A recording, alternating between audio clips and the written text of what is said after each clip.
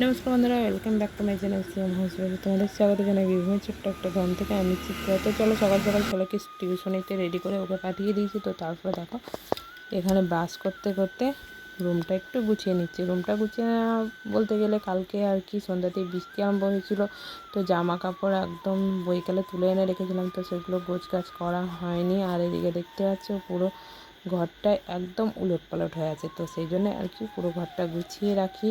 আর ওর বাবা এখনও ঘুমাচ্ছে, ও এখনও ওঠেনি, তো ভাবলাম ব্রাশ করতে করতেই সব কিছু গুটিয়ে দিই। আর একটু মতো আজকে বেলা হয়েছিল উঠতে, তো সেই জন্য ব্রাশ করতে করতে সবগুলো কাজ করে নিচ্ছি। তো চলো আলনাটা উলটপালট হয়ে আছে, সেটাও গুটিয়ে নিই। তারপরে তো বাড়ির কাজকর্ম যেগুলো আছে সেগুলো তো আছে। আর এদিকে তো মা চাটা করে মা খাওয়া হয়ে গেছে, কারণ মা তো সকালে ওঠে। তোমরা তো সকলেই জানো যে মা সকালে উঠে আগে মানে ঘরটা মুছছে, তারপরে চাটা বানিয়ে বাবা তার মাতে খেয়ে নেয়। তো আমরা একটু লেটে উঠি। তো চলো তারপরে বিছানাপত্র যেগুলো আছে সেগুলো গুটিয়ে নিচ্ছি। ওর বাবাকে আর কি চা নিয়ে এসে দুজনে খেয়ে নিলাম একটু মতো। মা তো করে রেখেছিলো চা, তো সেটা খেয়ে নেওয়ার পর আমি এবার নিজের কাজে হাত লাগিয়েছি। ওর বাবা দোকান যাবে, তো ওর বাবা একদম জামা কাপড় একদম ছেড়ে একদম দোকান যাবে, তো সেই জন্য ও রেডি হচ্ছে।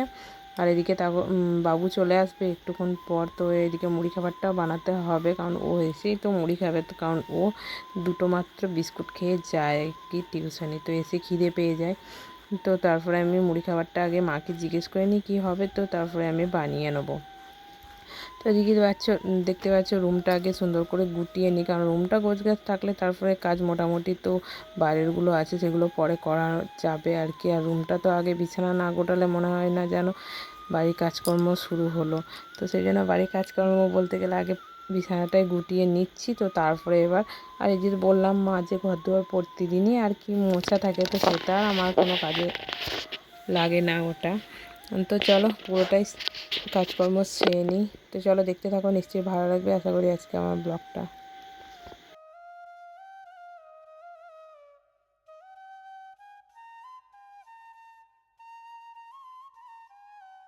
আর এদিকে দেখো ব্যাগটাও আর কি কয়েকদিন ধরে আর কি পড়ে আছে, কারণ ব্যাগটা গিয়েছিলাম কয়েকদিন আগে বাজারে। তো একদম ওখান থেকে একটা আইসক্রিম কিনেছিলাম, তো ব্যাগের মধ্যে বাবুর জন্য ভরে এনেছিলাম, তো সেটা আর কি গলে একদম ব্যাগের অবস্থা কাহিল। আর এদিকে বাবু টিউশনি থেকে এসে চলে গিয়েছিলো দাদুর সঙ্গে বাজারে, কারণ বাবুকে বাজারে যেতেই হবে। কারণ তারপরে আনলো বেচারা, মানে খুবই কষ্ট হলো লাইছো না। হ্যাঁ কি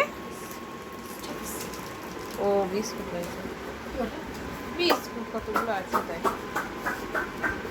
বালতিতে ঢুকে ঢুকে কি করছে, চান করছে। ছোটবেলায় বালতিতে ঢুকে গেছে একদম। বেরো কেন, বেরোবে না, দেখো চান করছে। চলো আল্লাহ ওঠো।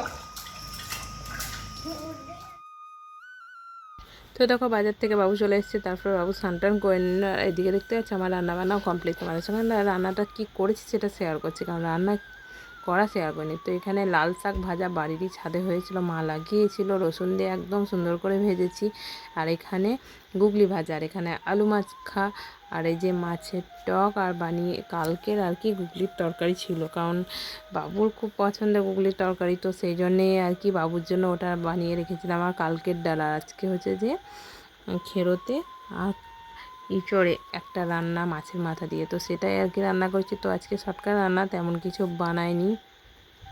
আর তোমরা জানো এটাকে গুগলিও বলে আর শঙ্খ বরবটি বলে, তো আমি তো সেটা জানতাম না। তোমাদের আগের ভিডিওতেও বলেছি, মা বললো তাই আমি সেই গুগলিই বলছি।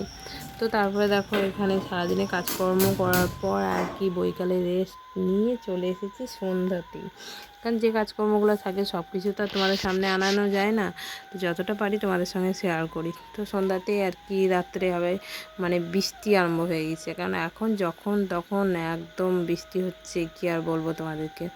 তো তোমাদের যাদের ওদিকে হচ্ছে তারা জানবে। তো সন্ধ্যাতেই আজকে বৃষ্টি আরম্ভ হয়ে গেছে, আমি সন্ধ্যা জ্বালতে যে অনেকটাই ভিজে গিয়েছিলাম।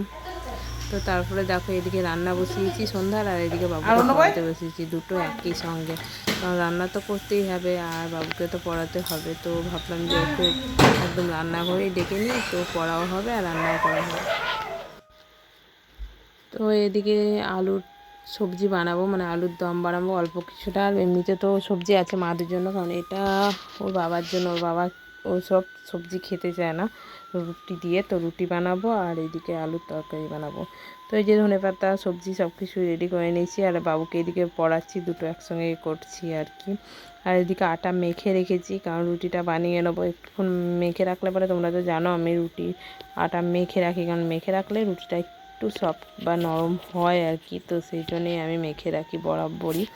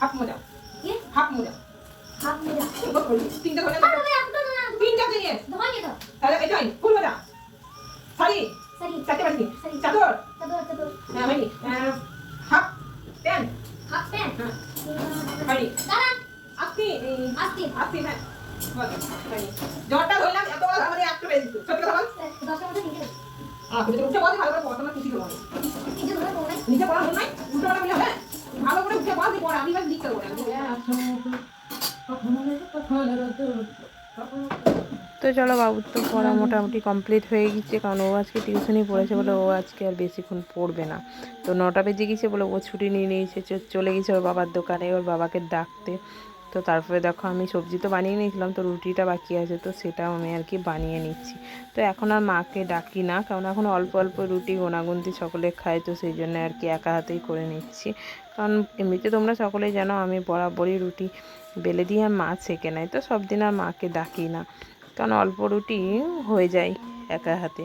যেদিন একটু বেশি পরিমাণে থাকে সেদিন মাকে ডাকি। তো বেশি পরিমাণে এখন হচ্ছে না, এখন সবাই আর কি বেশি খাচ্ছে না গরমে, আর খুব একটা বেশি খেয়ে সব পেট খারাপও করছে, কারণ রুটি বাবাকে খেতে বলেছে বলে পার ডে রুটিটাই বানাচ্ছি। তো চলো, তো আজকের মতো ব্লগটা এ পর্যন্তই। কেমন লাগলো আমার আজকে সারাদিনের ছোট্টখাট্টো ব্লগ নিশ্চয়ই কমেন্টে জানাও। টাটা, ভালো থাকবে সবাই, সুস্থ থাকবে।